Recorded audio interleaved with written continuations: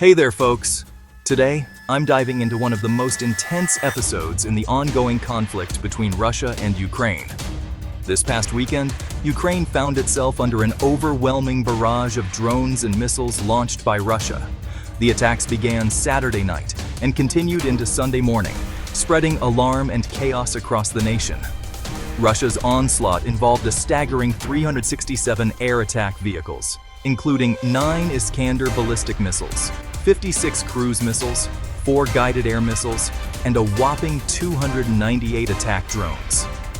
The Ukrainian Air Force managed to shoot down or neutralize 45 cruise missiles and 266 drones.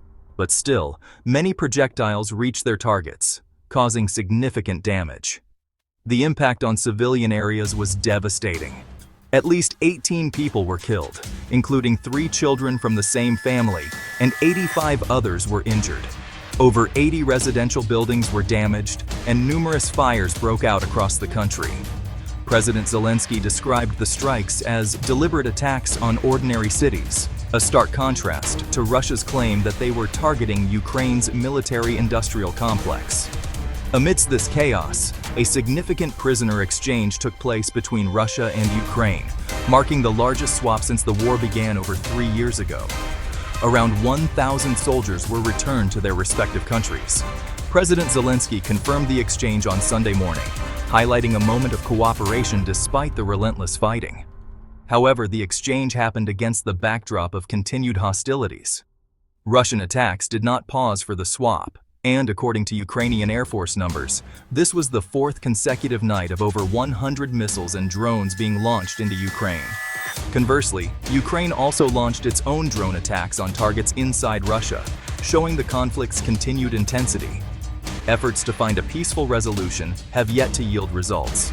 Peace talks, including those facilitated by the US after President Trump returned to office, have not led to any agreements.